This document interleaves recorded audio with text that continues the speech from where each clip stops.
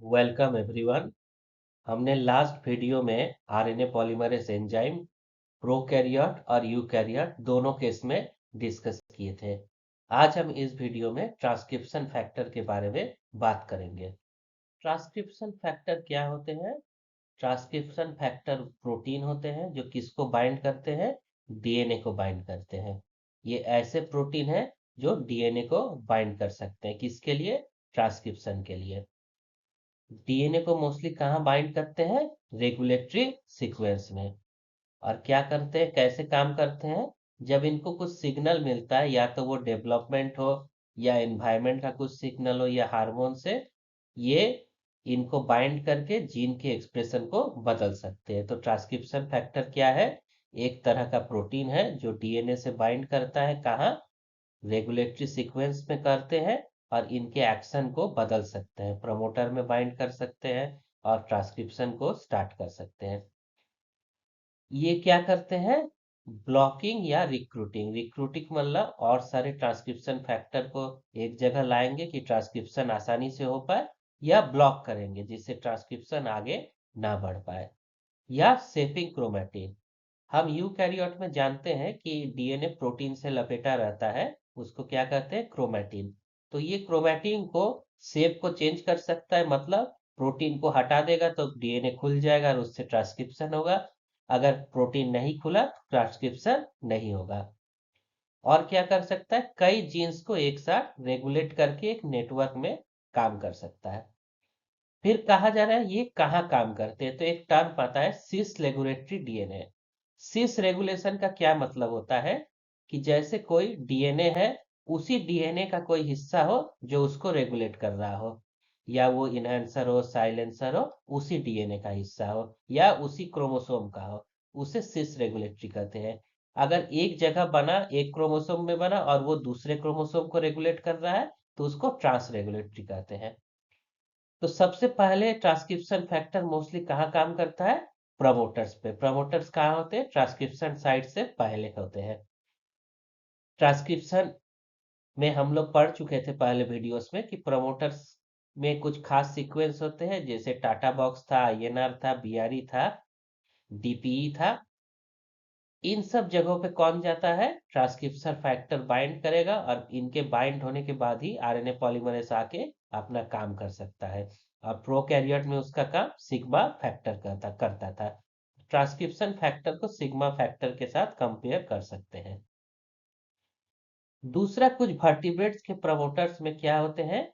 सीपीजी islands होते हैं। ये सीपीजी आइलैंड्स क्या होते हैं? ये डीएनए को कुछ खास रीजन होते हैं जो रिच किसमें होते हैं? सी और जी, साइटोसिन और गुआनिन डाई न्यूक्लियोटाइड में। करीब 200 बेस पेयर लॉन्ग ये जीसी कंटेंट होता है। इन जगहों पर भी ट्रांसक्रिप्शन फैक्टर एक्ट करते हैं। और मोस्टली कहाँ करते हैं? टाटा ड्रिवन, टीएटीए जहाँ होता है। तो ट्रांसक्रिप्शन फैक्टर कहाँ काम करता है? प्रोमोटर्स पे। दूसरा कहाँ है? इनहेंसर और साइलेंसर पे, जो क्या होते हैं? डिस्टल, दूर पे होते हैं। कई किलोबेस मेगापेस वे अपस्ट्रीम भी हो सकता है, डाउनस्ट्रीम भी होता है, इंट्रॉनिक भी होता है। तो ये कहाँ काम करेंगे? इनहेंसर और साइलेंसर पे। जिससे क्या होगा? या तो ट्रांसक्रिप्शन इनहेंसर होगा तो बढ़ जाएगा, और साइलेंसर होगा तो रिप्रेस होगा या कम हो जाएगा। इसमें ये डीएनए लूपिंग बना के, डीएनए लूपिंग लास्ट वीडियो में भी समझे थे, इस वीडियो में भी आगे देखेंगे कि डीएनए लूपिंग से कैसे ये काम होता है। कुछ इंसुलेटर्स और बाउंड्री एलिमेंट होते हैं। ये वो डीएनए के सीक्वेंस होते हैं जो जीनोम को कंट्रोल करते हैं, जीन एक्सप्रेशन को या तो रोक सकते हैं या बढ़ा सकते हैं अपने आसपास के रीजन को। इसमें भी ट्रांसक्रिप्शन फैक्टर काम करता है।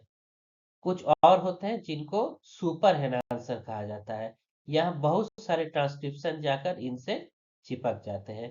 तो हमारा मेन ध्यान किस पे रहेगा? प्रमोटर पे और एनहांसर और साइलेंसर्स पे। तो ट्रांसक्रिप्शन फैक्टर्स का मेन काम क्या है? प्रमोटर पे जाना, कोर मैकेनिज्म जिसको कहते हैं। यहाँ देख सकते हैं टाटा बॉक्स है, प्रमोटर रीजन है, वहाँ कई ट्रांसक्रिप्शन फैक्टर इकट्ठा हो रहे हैं। या किसके साथ काम करते हैं? एक्टिवेटर या साइलेंसर के साथ। यहां जाके बैठ जाएंगे। अगर ये इनहेंसर है ये एक्टिवेटर है तो कुछ ऐसे बनाएंगे मेडिएटर जिसके वजह से ट्रांसक्रिप्शन इंक्रीज होगा, और अगर साइलेंसर है तो कुछ रिप्रेसर बनाएंगे और ये एक्टिविटी ट्रांसक्रिप्शन रुक जाएगा। तो इसमें कौन जाके बाइंड कर रहा है? Transcription factor.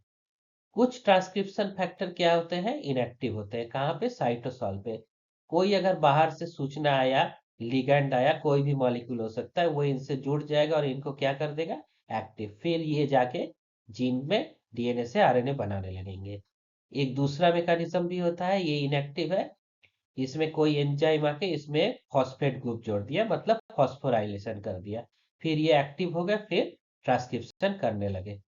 फैक्टर्स को कई तरह से क्लासेस में डाला गया है। जो सबसे इंपॉर्टेंट है जनरल ट्रांसक्रिप्शन फैक्टर, जिसको हम लोग को पढ़ना है। तो जनरल ट्रांसक्रिप्शन फैक्टर्स क्या होते हैं? जो प्रमोटर्स में बैठते हैं और ट्रांसक्रिप्शन में आरएनए पॉलीमरेज को बैठने में, सेटल होने में, एडजस्ट होने में और फिर ट्रांसक्रिप्शन स्टार्ट करने में मदद करते हैं।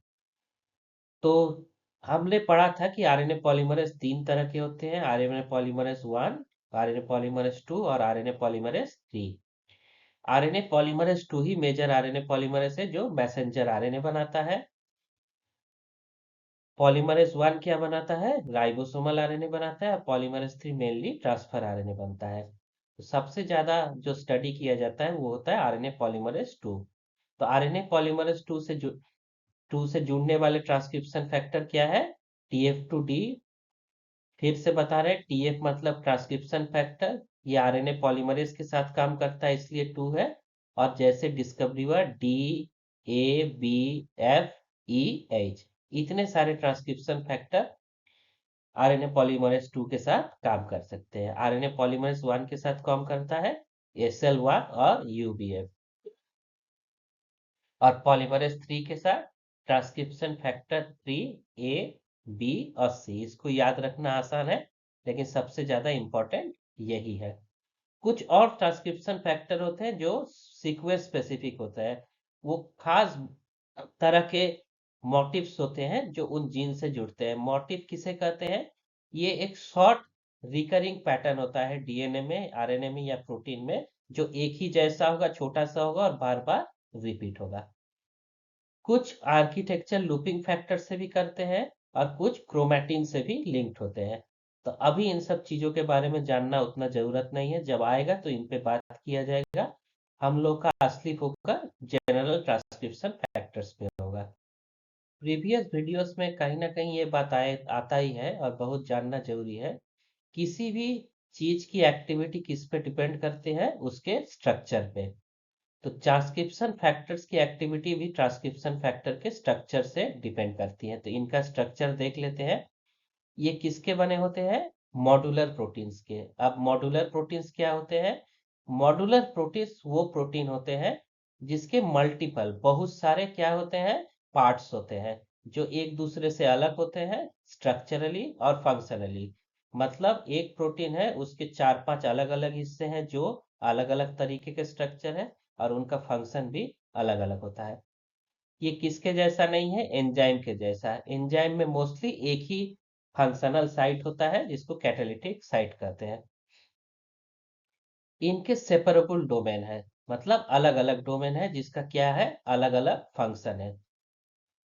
इससे इनको क्या फायदा हो रहा है? क्योंकि अगर इन 5 तरह के काम कर सकते हैं तो ये 5 फंक्शन करेंगे। एक ही अलग अलग स्ट्रक्चर है, 5 अलग स्ट्रक्चर, 5 अलग फंक्शन। तो इनके क्या एक्टिविटीज होंगे? ये डीएनए को बाइंड कर सकते हैं, एक्टिवेशन, किसी को एक्टिवेट कर सकते हैं, किसी को रिप्रेस कर सकते हैं, डाइमराइजेशन, किसी अलग अलग चीजों को जोड़ के डाइमर बना सकते हैं। इन्हें फ्लेक्सिबल है, अच्छे तरीके से फिर जुड़ेंगे, फिर अलग भी हो सकते हैं। तो जो जनरल स्ट्रक्चर है, इसमें 3 से 5 तरह के फंक्शनल डोमेन होते हैं: DNA binding domain, transcription activation और रिप्रेशन डोमेन, डाइमराइजेशन और ऑलिगोमराइजेशन डोमेन, लिगैंड और सिग्नल सेंसिंग डोमेन, और न्यूक्लियर लोकलाइजेशन एक्सपोर्ट सिग्नल। अब एक एक चीज को अलग अलग डिस्कस करेंगे। बात करेंगे डीएनए बाइंडिंग डोमेन की। जैसे नाम से ही पता चल रहा है कि ये जो हिस्सा होगा ट्रांसक्रिप्शन फैक्टर का, वो क्या करेगा? डीएनए से बाइंड करेगा। बहुत इंपॉर्टेंट हिस्सा है, इसीलिए सबसे पहले इसका बात कर रहे हैं। जो ये टाटा कैट ये सब रीजन है, यही डीएनए बाइंडिंग डोमेन इनको क्या करता है, स्पेसिफिकली पहचान करेगा, रिकॉग्नाइज करेगा, पहचान करेगा और उससे बाइंड करेगा। ये मोस्टली 60 से 100 एमिनो एसिड्स के बने होते हैं रीजन, और ये क्या करते हैं, रेगुलेट करते हैं। ये डीएनए को पकड़ के स्टेबलाइज करेंगे, ये ना हो कि पकड़ने जाए टूट जाए, बेंडिंग और अनवाइंडिंग से बचाते हैं, ये भी इनका काम है। ये जो स्ट्रक्चर होते हैं इसमें कुछ खास तरह के रीजन होते हैं, इसको क्या कहते हैं, स्ट्रक्चरल मोटिव्स कहते हैं। इसका क्या मतलब हुआ, पहले भी बताए थे, ये कुछ खास सेकेंडरी स्ट्रक्चर होते हैं प्रोटीन के। आप लोगों ने पढ़ा होगा अल्फा हेलिक्स प्रोटीन का स्ट्रक्चर होता है, बीटा शीट होता है, उसी तरह और कुछ खास स्ट्रक्चर होता है, जैसे zinc finger, helix turn helix, leucine zipper. ये सब क्या होते हैं, फंडामेंटल बिल्डिंग ब्लॉक्स होते हैं, जो डिफरेंट प्रोटीन्स पे पाए जाते हैं और इनका काम एक जैसा होता है। तो जो डीएनए बाइंडिंग डोमेन है, उसमें ये सब सारे रीजन होते हैं जो डीएनए को बाइंड करने में इनकी मदद करते हैं। इन सब के बारे में किसी और वीडियो में डिटेल डिस्कशन करेंगे। दूसरा क्या है, ट्रांस एक्टिवेशन और transrepression domain. Transcription factor का वो डोमेन, वो हिस्सा जो किससे बाइंड कर सकता है, एक्टिवेटर से या रिप्रेसर से, रिप्रेसर से बाइंड कर सकता है। तो ये क्या फंक्शन करता है, इंटरेक्शन विथ ट्रांसक्रिप्शन को एक्टिवेटर, जो इसको आरएनए पॉलीमरेज को एक्टिवेट करेंगे। डीएनए बाइंडिंग से तो जुड़ गया, और ट्रांस एक्टिवेशन फैक्टर से क्या हुआ, को एक्टिवेटर से जुड़ गया, जो क्या करेगा, आरएनए पॉलीमरेज को कहेगा कि तुम जल्दी से डीएनए से आरएनए बनाओ, और ये जीन एक्टिव हो गया, मैसेंजर आरएनए बनने लगा। अगर इसका रिप्रेसर डोमेन किसी को रिप्रेसर से जुड़ गया तो क्या होगा, ये आरएनए पॉलीमरेज को आगे बढ़ने नहीं देगा और जीन एक्सप्रेशन नहीं होगा, कोई डीएनए से आरएनए नहीं बनेगा। इसमें कुछ क्या होते हैं, इंट्रिंसिकली डिसऑर्डर्ड रीजन। इंस्ट्रिक्टली डिसऑर्डर्ड रीजन क्या होते हैं, ये फ्लेक्सिबल अनस्ट्रक्चर्ड सेगमेंट होते हैं, मतलब इनका स्ट्रक्चर फिक्स नहीं होता, ये स्टेबल नहीं होते हैं, ये आपस में बदलते रहते हैं, फेज सेपरेटेड होते रहते हैं। इसमें कुछ खास एमिनो एसिड होते हैं, जिसको एसिडिक एमिनो एसिड जैसे एस्पार्टेट, ग्लूटामेट होते हैं। रिप्रेसर डोमेन जो होता है ये किससे जुड़ता है, को रिप्रेसर से। अगला जो ट्रांसक्रिप्शन फैक्टर का पार्ट होता है उसको डाइमराइजेशन या ऑलिगोमराइजेशन कहते हैं, डोमेन कहते हैं। ये क्या करता है, ट्रांसक्रिप्शन फैक्टर को होमो या हेट्रोडाइमर बनाता है, एक जैसा दो जुड़ा तो होमो, एक दूसरा अलग तो हेट्रो, जिससे डीएनए बाइंडिंग स्पेसिफिसिटी और रेगुलेटरी पोटेंशियल बढ़ जाता है। यहाँ देख सकते हैं दो अलग अलग ट्रांसक्रिप्शन फैक्टर है, लेकिन ये दो आपस में जुड़े हुए नहीं है, तो ये क्या है, नॉन फंक्शनल है। जैसे ही दोनों जुड़ जाएंगे क्या हो जाएंगे, फंक्शनल हो जाएंगे। और इनको कौन जोड़ रहा है, डाइमेराइजेशन डोमेन की मदद से ये दोनों जुड़ जा रहे हैं। और फिर ये क्या कर रहे हैं, ट्रांसक्रिप्शन दूसरे फैक्टर्स और आरएनए पॉलीमरेज से जुड़ के जीन के ट्रांसक्रिप्शन में मदद करेंगे। इसमें भी जो खास मोटिव्स होते हैं वो ल्यूसीन जीपर है, हेलिक्स लूप हेलिक्स और जिंक फिंगर्स होते हैं, जो इसमें मदद करते हैं। ये बहुत ही खास तरह के ट्रांसक्रिप्शन फैक्टर का एरिया हो जाता होता है, जो क्या करता है, सिग्नल या लिगैंड। लिगैंड क्या होता है, कोई भी मॉलिक्यूल जो सेल को कुछ काम करने के लिए बता सकता है, जिसके जुड़ने से ये एक्टिव हो सकता है। यहाँ आप देख रहे हैं कि ट्रांसक्रिप्शन फैक्टर क्या है, इनएक्टिव है। जैसे ही ये लिगैंड इसमें आके जुड़ गया, लिगैंड सिग्नल या सेंसिंग डोमेन होगा, उसमें ये जुड़ गया तो ये तुरंत एक्टिव हो जाएगा और ट्रांसक्रिप्शन में मदद करेगा। तो ये क्या करता है, और ये जो लिगैंड होते हैं ये कोई हार्मोन हो सकता है, कोई मेटाबोलाइट, कोई सेकेंडरी मैसेंजर जैसे कैल्शियम होता है, ये क्या करेगा, इससे जुड़ जाएगा और इसको एक्टिवेट कर देगा। तो न्यूक्लियर रिसेप्टर्स कौन कौन से होते हैं, ये एस्ट्रोजन रिसेप्टर होते हैं जो इसको रिसीव करेंगे, और ग्लूकोकॉर्टिकॉइड रिसेप्टर हो सकते हैं, पेरोक्सिसोम प्रोलिफरेटर हो सकते हैं। ये सब क्या करते हैं, इनसे जुड़ के इनको एक्टिवेट करते हैं। प्लांट के केस में ऑक्सिन रेस्पॉन्स फैक्टर होते हैं, ऑक्सिन एक ग्रोथ हार्मोन होता है, आप बॉटनी में पढ़े होंगे। वहां भी ट्रांसक्रिप्शन फैक्टर जुड़ के आरएनए पॉलीमरेज को एक्टिवेट करेगा और ट्रांसक्रिप्शन आगे बढ़ेगा। कुछ लाइट और स्ट्रेस को भी एज ए सिग्नल लेके ट्रांसक्रिप्शन फैक्टर काम करते हैं।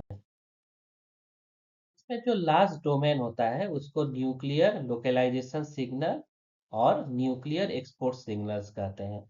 इसमें क्या होता है कि इस रीजन में एक सिग्नल होता है, जिसे इसमें कौन सा सिग्नल है, एनएलएस मतलब न्यूक्लियर लोकलाइजेशन सिग्नल। तो कुछ प्रोटीन्स होते हैं सेल में जिसको इम्पोर्टिन कहते हैं, तो ये ट्रांसक्रिप्शन फैक्टर को कहाँ जाना है, न्यूक्लियस में। तो इसको पकड़ के न्यूक्लियस में ले जाएगा, फिर ये ट्रांसक्रिप्शन फैक्टर अपना काम करेगा। मान लीजिए ये काम कर लिया, तो फिर इसमें कौन सा पार्ट दिखता है, न्यूक्लियर एक्सपोर्ट सिग्नल। फिर एक एक्सपोर्टिंग प्रोटीन होगा जो इसको पकड़ के फिर न्यूक्लियस से बाहर कर देगा। तो ये जो ट्रांसक्रिप्शन फैक्टर का पार्ट है, ये क्या डिसाइड कर रहा है कि ट्रांसक्रिप्शन फैक्टर का साइटोप्लाज्म से न्यूक्लियस में जाएगा और किसको, न्यूक्लियस से साइटोप्लाज्म के बाहर जाना है। तो एक बार फिर से रिवाइज कर लेते हैं कि इसमें कौन कौन से डोमेन थे। डीएनए बाइंडिंग डोमेन, जिसका क्या था, डीएनए के खास रीजन से बाइंड करना। एक्टिवेटर रिप्रेसर डोमेन का क्या करना था, ये को एक्टिवेटर या को रिप्रेसर को जोड़ते थे। डाइमराइजेशन क्या करते थे, दो को जोड़ के उसको एक्टिव कर सकता था। लिगैंड सिग्नल क्या करते हैं, बाहर के सिग्नल्स को लेके ट्रांसक्रिप्शन फैक्टर को एक्टिव करेंगे। और न्यूक्लियर लोकलाइजेशन सिग्नल या एग्जिट सिग्नल, इसको न्यूक्लियर के एंट्री या एग्जिट में डिसाइड करते हैं। इसमें मैकेनिज्म क्या होता है, ये कैसे काम करता है। तो मान लीजिए पहला इसका उदाहरण है सिग्नल रिसेप्शन और ट्रांसक्रिप्शन फैक्टर एक्टिवेशन। कोई सिग्नल रिसेप्टर को मिला, रिसेप्टर में कोई चेंज आया, उससे कोई प्रोटीन एक्टिव हो गया, और जो इनएक्टिव ट्रांसक्रिप्शन फैक्टर है उसको ये क्या कर देता है, एक्टिवेट करता है। तो इसके लिए क्या चाहिए, एक्स्ट्रा सेलुलर या इंट्रासेलुलर सिग्नल। सिग्नल हार्मोन हो सकते हैं, साइटोकाइन हो सकते हैं, लाइट हो सकता है, ट्रेस हो सकता है, कुछ भी हो सकता है जो इसको एक्टिवेट करेगा। और एक्टिवेशन कहाँ होगा, लिगैंड बाइंडिंग डोमेन में होगा। इससे क्या हो गया, पोस्ट ट्रांसलेशनल मॉडिफिकेशन होता है, जैसे यहाँ फॉस्फोराइलेशन हो गया, या प्रोटियोलिटिक क्लीवेज हो सकता है, कुछ इसका हिस्सा कट के ये एक्टिवेट हो सकता है। कुछ इनिबिटर हो सकते हैं जिसको हटा सकते हैं। या अभी जब हम लोग पढ़ा कि न्यूक्लियर इंपोर्ट या न्यूक्लियर लोकलाइजेशन सिग्नल हो सकता है, जो इसको अंदर या बाहर करेगा। दूसरा मैकेनिज्म क्या होता है, डीएनए रिकॉग्निशन या बाइंडिंग, जो अभी पहले पढ़े किससे होता है, डीएनए बाइंडिंग डोमेन से। ये आएगा और डीएनए बाइंडिंग डोमेन से जुड़ जाएगा, मोस्टली एनहांसर पे, प्रमोटर पे, जहां भी हो, और ट्रांसक्रिप्शन को आगे ले जाएगा। तीसरे तरीके से जो काम करता है ट्रांसक्रिप्शन फैक्टर, वो क्या है, को एक्टिवेटर या को रिप्रेसर को अपने से बाइंड करना। एक्टिवेटर क्या करेगा, क्रोमैटिन को ओपन करता है और आरएनए पॉलीमरेज काम करने लगता है। को रिप्रेसर क्या करेगा, क्रोमैटिन को बंद करता है, डीएसिटाइलाइज हिस्टोन करता है। इसको आगे हम लोग ज़्यादा डिटेल में देखेंगे, जब रेगुलेशन में डिटेल में हम लोग जाएंगे। तो हिस्टोन डीएसिटाइलाइज एक्टिविटी, एसिटाइलेशन, मेथाइलेशन, इन सबको और डिटेल में पढ़ेंगे। अभी शॉर्ट में कह सकते हैं कि जैसे डीएनए क्या होता है, हिस्टोन प्रोटीन पे लपेटा है। अगर इस पोजीशन पे है तो इससे ट्रांसक्रिप्शन नहीं हो सकता। कब होगा, जब ये हट जाएगा और डीएनए ओपन हो जाएगा।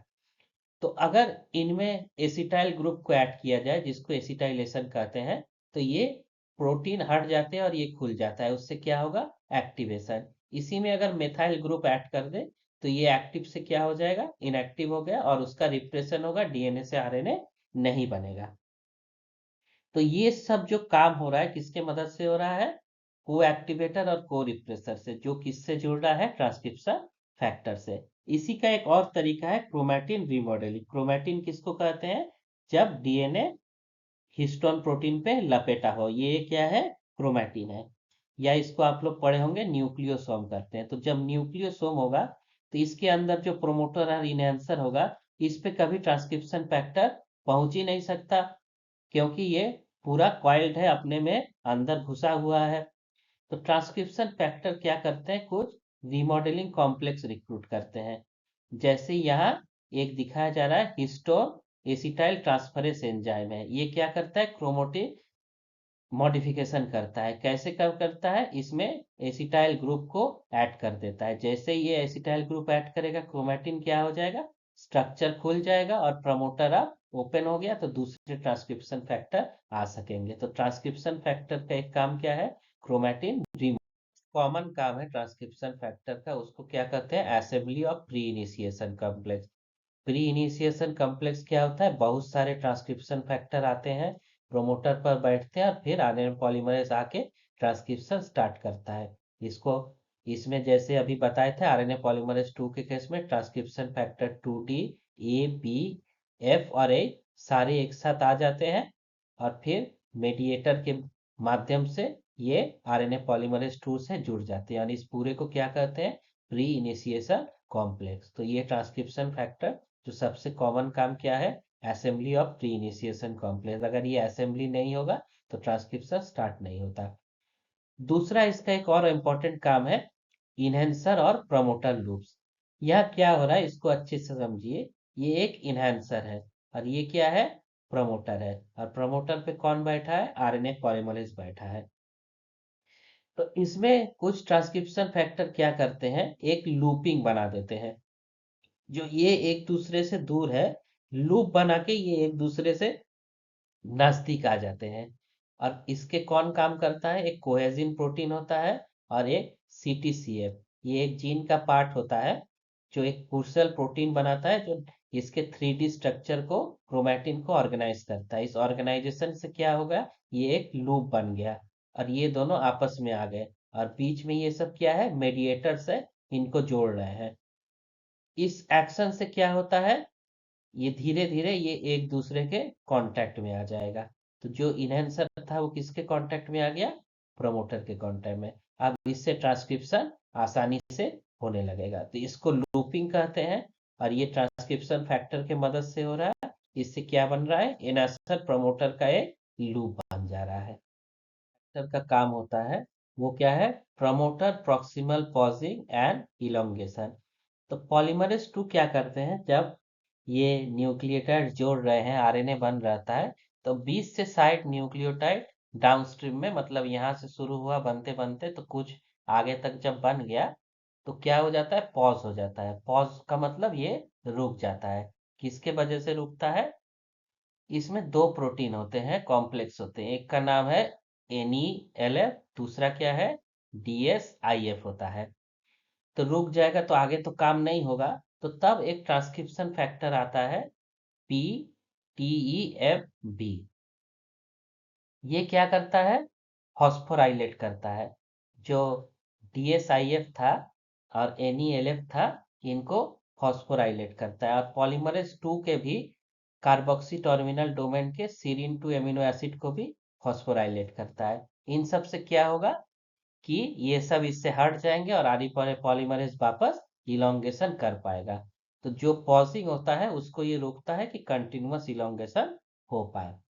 अगला क्या फंक्शन है, इलोंगेशन एंड को ट्रांसक्रिप्शनल रेगुलेशन। इसमें क्या हो रहा है, ट्रांसक्रिप्शन फैक्टर क्या इन्फ्लुएंस कर रहा है, इलोंगेशन को।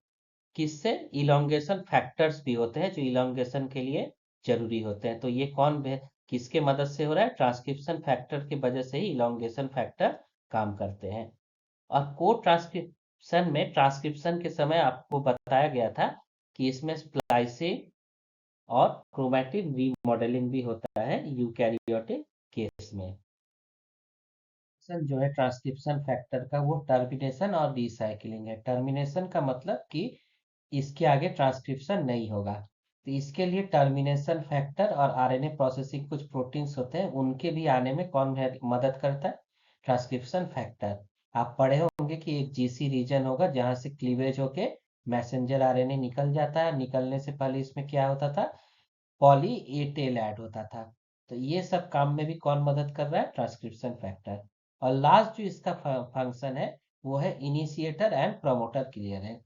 तो जब ट्रांसक्रिप्शन का इनिशिएशन होगा तो कई सारे ट्रांसक्रिप्शन फैक्टर यहाँ आके प्रमोटर में जुड़ जाते हैं, आरएनए पॉलीमरेज के जुड़ने से पहले। फिर आरएनए पॉलीमरेज जुड़ता है, उसमें से एक ट्रांसक्रिप्शन फैक्टर होता है ट्रांसक्रिप्शन फैक्टर 2H, जिसमें कौन सा एक्टिविटी होता है, हेलिकेज एक्टिविटी। हेलिकेज क्या करता है, डीएनए को काटता है और इसको ओपन करता है, जिससे बबल बनता है। इसी को प्री इनिशिएशन कॉम्प्लेक्स भी कहते हैं। अगर डीएनए नहीं खुलेगा तो उससे आरएनए नहीं बनेगा, तो इसको खोलने का काम करता है, इसीलिए इसको क्या कह रहे हैं, इनिशिएशन। जब ये खुल जाता है फिर क्या होता है, आरएनए पॉलीमरेज इससे बना सकता है। जो ये TF2H, इसका पहला काम तो हेलिकेज था, दूसरा काम क्या होता है, काइनेस का है। इसमें एक पार्ट होता है CDK7 जो किसका काम करता है, काइनेस मतलब वो एंजाइम होता है जो फॉस्फोराइलेशन करता है, जो फॉस्फेट जोड़ता है। तो ये कहाँ फॉस्फेट जोड़ेगा, पहले खोल दिया हेलिकेज, अब फॉस्फेट जोड़ेगा कहाँ, आरएनए पॉलीमरेज 2 के सी टर्मिनल डोमेन के 5वें सीरीन पे क्या करता है, फॉस्फेट जोड़ता है।